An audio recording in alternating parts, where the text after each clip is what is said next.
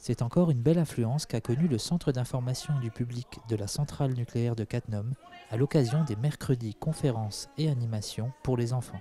Quand on mettait du sirop avec le jus d'orange, le sirop restait en haut. Et si on faisait du lait, le sirop il allait en bas. J'ai appris comment faire des cocktails et comment fonctionne l'électricité. Oui, l'alternateur. Elle est reliée à la turbine et ça va dans le réseau électrique. Avide d'activité, qui plus est en vacances scolaires, l'offre d'une découverte de la conception de cocktails moléculaires était plus qu'intéressante pour les petits, mais aussi pour les grands enfants. Beaucoup de parents ont donc saisi l'occasion pour s'inscrire à cette animation. Pourquoi j'ai emmené mon enfant aujourd'hui ? Une activité, moi je travaille ici, donc en fait ça permet qu'ils fassent le lien avec le boulot. Je pensais que ça les intéresserait, que ça serait pas mal quoi, pour faire une animation, c'est tout. Ça les intéresse. Je trouvais ça intéressant de découvrir, leur faire découvrir un petit peu la centrale, l'énergie électrique, et puis leur permettre de faire des petites expériences. Je pense que ça lui permettra de savoir que c'est bien d'éteindre la lumière en sortant de la pièce. Toujours accueillis avec convivialité et professionnalisme quand il s'agit de parler d'énergie, les expériences du jour avaient un but bien précis. Le but pour nous, c'est de faire apprendre aux enfants des données scientifiques, mais de façon ludique. Alors par exemple, on a étudié la densité, on a fait des mélanges de jus d'orange, de colorants et de sirop pour leur expliquer que tout simplement le sirop était plus dense par exemple que le jus d'orange et que le sirop allait au fond du gobelet. Et c'est aussi l'occasion pour eux aussi de boire des petits cocktails qu'ils ont fait eux-mêmes. Connaître la densité des matières pour apprendre à dresser un cocktail pour épater ses copains, mais sans alcool bien sûr, deux choses qu'il n'est possible de réaliser que grâce à la science.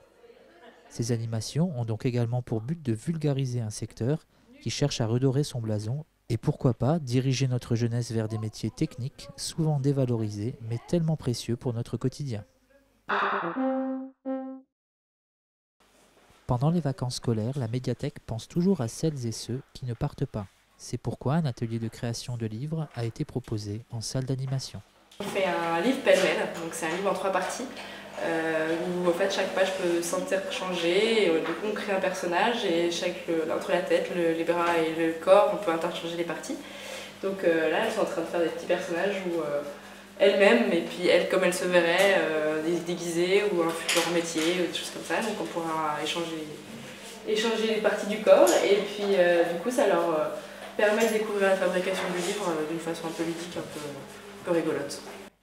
Étudiante aux Beaux-Arts et perpétuellement associée au métier du livre, Sarah a décidé de franchir le pas pour produire ses propres animations grâce au papier découpé.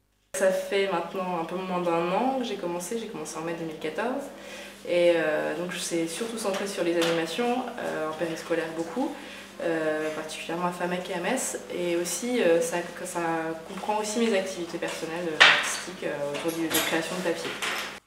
De tradition populaire alsacienne, l'art du papier découpé est une technique simple qui utilise très peu d'outils et qui confère un résultat qui a ravi les participants. C'est une matière qui est peu chère, qui est pratique, qui peut servir à faire beaucoup de choses et que c'est un peu infini les possibilités.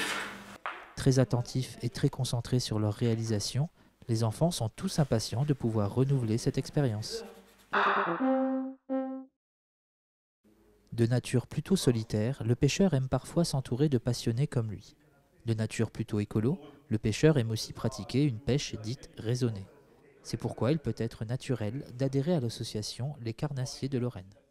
Quand vous allez pêcher tout seul, vous allez pêcher la matinée, mais vous allez pêcher d'une certaine manière.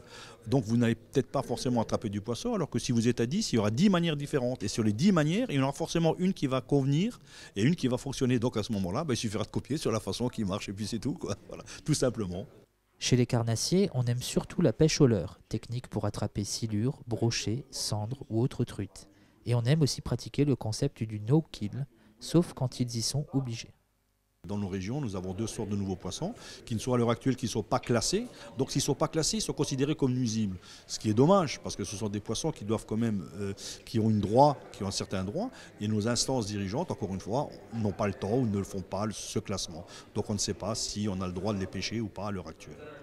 En effet, le code de l'environnement est clair sur ce point. Si un poisson dit nuisible se retrouve dans leur filet, tout pêcheur se voit contraint de le tuer dès la capture, sous peine d'amende pouvant aller jusqu'à 9 000 €. Ainsi, le poisson-chat ou la perche-soleil sont 2 espèces dites invasives, car elles mangent les œufs des autres poissons et se reproduisent à grande vitesse. Le pêcheur de carnassiers est donc un maillon important de préservation de l'écosystème des cours d'eau. Adhérer au carnassier se révèle donc un acte éco-citoyen et aussi une formidable occasion d'apprendre auprès de pêcheurs chevronnés qui savent reconnaître les poissons une fois sortis de l'eau. En cela, le site internet de l'association carnalore.com est une source d'information qui répond non seulement à vos questions et qui en plus vous annonce les prochaines manifestations de cette grande communauté de pêcheurs. Alors, 21 mars, nous allons organiser c'est ce qu'on appelle notre soirée technique. C'est dans cette salle-ci d'ailleurs, de toute façon, dans laquelle il y aura une démonstration des techniques de pêche modernes qui se produisent, c'est-à-dire toutes les pêches qu'on appelle les pêches à la bouée pour attraper des silures qui, à l'heure actuelle, sont dans la Moselle, qui sont des gros poissons, mais des poissons de combat. C'est des très bonne pêche. C'est des poissons qui vont quand même jusqu'à 2,50 m, 2,40 m, commencent à être communs. Nous allons montrer des techniques de pêche à la mouche. Il y aura des démonstrations de pêche au cou, démonstrations de pêche au leurre. En plus de ça, nous faisons en même temps une bourse ou un échange de matériel. C'est-à-dire que j'ai une canne à pêche qui me plaît plus, on l'échange contre un autre leurre, etc., etc. Ou une vrotte, une espèce de petite brocante. Voilà. Et ça reste toujours très convivial.